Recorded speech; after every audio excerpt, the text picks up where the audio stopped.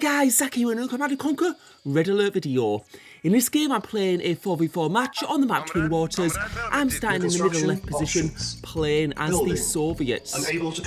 Now for those of you who don't know this map, every player has gems and ore patches at the start.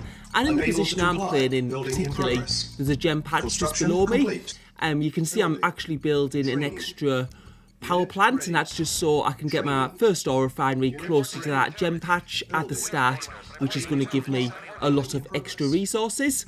Even though my base is protected both sides from scouts, so I've got teammates either side, I'm still going to produce some infantry, send them down south, because giving your allies support in this is very important, because there's a lot of teams that do produce quite a few infantry at the start, and if any groups get through, they can cause real damage. And you can see there purple lining up. We could see some troopers from the enemy as well. And what I'm doing now is I'm going to be building my war factories and expanding to the next ore patch. And just having a bit of a look there, we can see that there's some pink infantry there. So we'll try and push them back a little bit, and we'll punish them if they haven't built enough. And you can see it, yeah, we've got blue there as well, who's produced a few more. But we can see there's a little gap here, so I'm just going to push through and see if we can find some buildings. And that's the thing, if you don't produce that many. But now you can see that pink is taking his ore truck here, and that makes things a bit more difficult. And blue's also brought his infantry back. We were going to punish them there if they hadn't had enough infantry. The thing is, if your enemy doesn't build as many infantry as you do, it means they're going to have more resources for tanks later, which is obviously you need to counteract. And now you can see that blue is coming from the north, it seems. I don't know, his base was in the bottom right. And we can see that actually pink isn't set up in the middle bottom, and he's either gone to the bottom right or he's gone to the middle of the map. And we can see an artillery there. Now artillery are very strong against infantry, not so strong against tanks though. And now just getting that second war factory down, and I'm going to be working on getting some ore refineries on this middle patch. So yeah, just getting a small power plant there, and now I'm going to be producing tanks, so I'm going to be taking them to the middle. And we can see there, you can see the blue base in the bottom right. Someone obviously attacked, I think it might have been those yellow infantry actually from my teammate that attacked his war factory, but that's been destroyed now. And you can see that pink, the attack is coming from purple, and pink has responded by building a pillbox. He's only got artillery out at the moment, and those artillery are going to be very, very weak against tanks. I can understand sort of if he built one for like hurting infantry, but you'll see as soon as they go against tanks, they'll get annihilated straight away. And now blue starting to bring in the light tanks. So we'll just pull back a little bit there, and you can see that pink artillery going out almost immediately, and the other one is now down. They don't do much damage against tanks, but they can kill small groups of infantry. And now the fight starts. So you can see now blue using a mixture of infantry and light tanks. And now some turrets coming out from pink. And pink is now going to the medium tanks, a much better unit for fighting these battles. And now I've got my third war factory out. And now what I'm going to do is I'm actually going to build 2 ore trucks. Now it might seem a bit weird. I'm also going to build another war factory because I've got loads and loads of ore. But on this map, what you tend to find is, because of the gems at the start, you get this absolutely massive boost in production, like early on. But then, as you get into the mid-game, then that resource count just go tail dives. And that's what I'm trying to avoid here. I'm also wanting to go to 4 war factories, which is going to give me a massive building speed on my tanks. So I am going to need all those resources. And at the moment, it's just about holding out. And as soon as I get that 4th war factory out, my tank numbers are going to be able to start to build. So it seems a bit weird at the moment. I'm just bringing a few tanks in at a time. But it's going to allow me to build up my tank numbers a little bit later.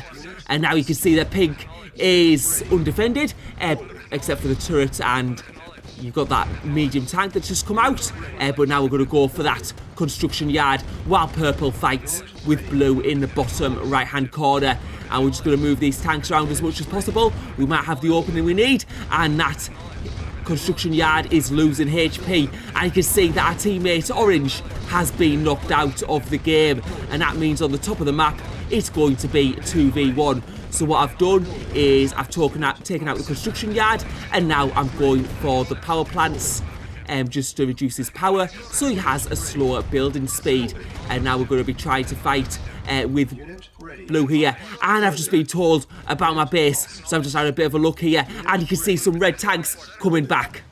And we'll have to see what red goes for. It is indeed going to be for the construction yard. The question is, am I going to get my tanks back soon enough? And we've got quite a few red tanks there. Unfortunately, it's going to be very, very close. We can see we've got a medium and 2 light tanks. Well, that medium is easy to destroy because it doesn't move around as fast.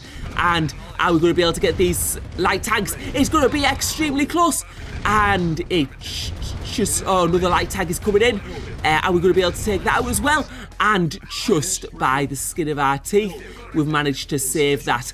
And if you just look, my resources were actually out. If we go back to a couple of minutes ago, that was when I was building those 2 extra ore trucks. And if those ore trucks hadn't been built, that construction yard would have gone down. So it was quite fortunate I'd built those ore trucks when I did. And this is what I was talking about when I say the economic dives. But now we can see that blue is going for the attack on purple's base. I've had to have a little pause in building tanks, and he's lost a war factory. We'll have to see though. We've got quite a good number of heavy tanks here, and you can see that my teammate has got a good number of tanks also, so we're going to be able to push blue back. But that attack on my MCV just sort of like created that opening for the other team, and they were able to take advantage of that, get my construction yard down, and also blue was able to push my teammate back. But now we are going for the counter-attack, and we still have to remember that there are 2 opponents north. But what we're going to have now is we're going to get the radar dome out and be able to see what's going on in different parts of the map. I'm going to get another ore truck as well and start recommencing with my heavy tank production. But now we're able to push these 2 teams back. We can see that Pink hasn't been able to produce much since he lost those power plants and also the construction yard. And what I'm going to do is I'm going to go straight for blue here. You can see that blue with that extra MCV. So when he had that bit of time, he used it to produce that MCV. And we see a ranger out there, funnily enough, and another ranger. So I don't know, I'm going to guess there's been a couple of misclicks there. I can't see him building them for any tactical reason. Or he may have had a crate, possibly, but having 2 crates with rangers there seems a bit strange. So I think he's just misclicked a couple of times there. Certainly not the ideal choice against heavy tanks. But yeah, just destroying his units here. And now it looks like we're going to be able to get the attack on blue's base. And we can just see what's going on from the radar dome in the top middle position. And we can see Eric playing as a yellow, holding it out against 2 players right at the moment.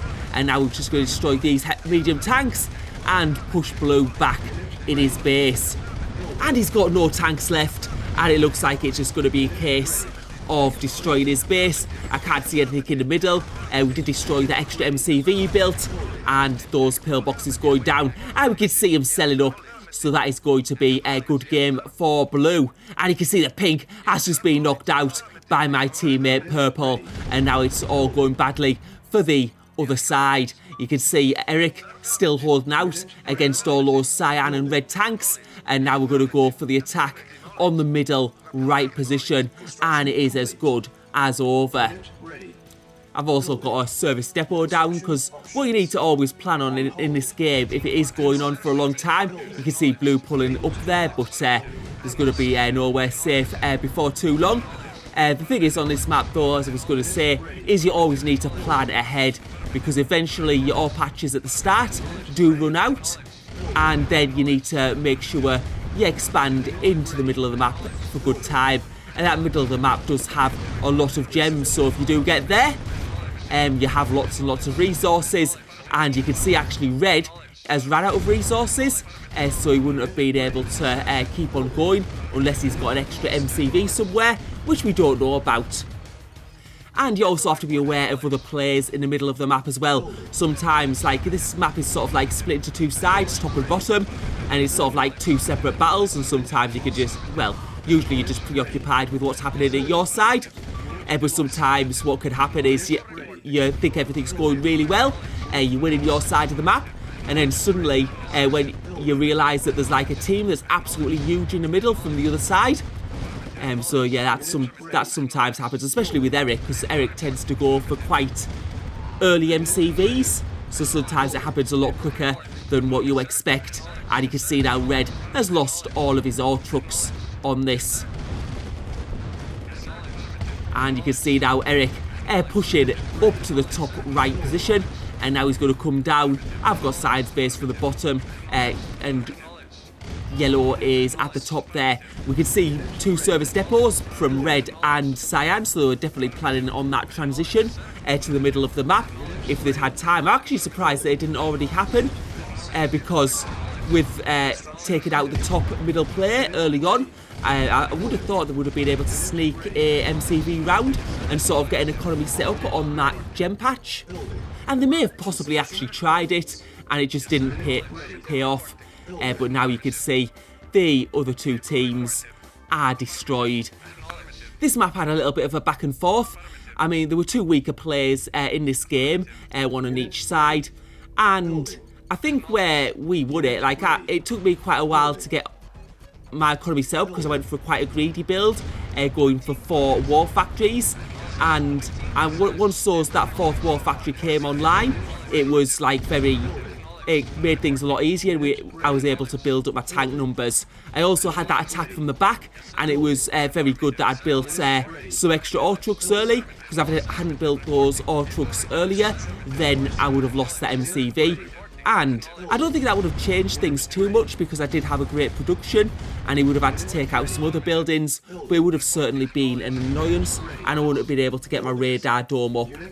I think yellow also went multi-MCV very early on, and that was actually a blessing, because it allowed him to make the number of structures and the number of tanks which he needed to sort of like expand to that top middle position where he is now, and also defend from 2 good players in the top of the map. So that was a great defence from Eric there, which really helped us win that game and gave us the time we needed. Anyway, thank you for watching. Hope you enjoyed the video.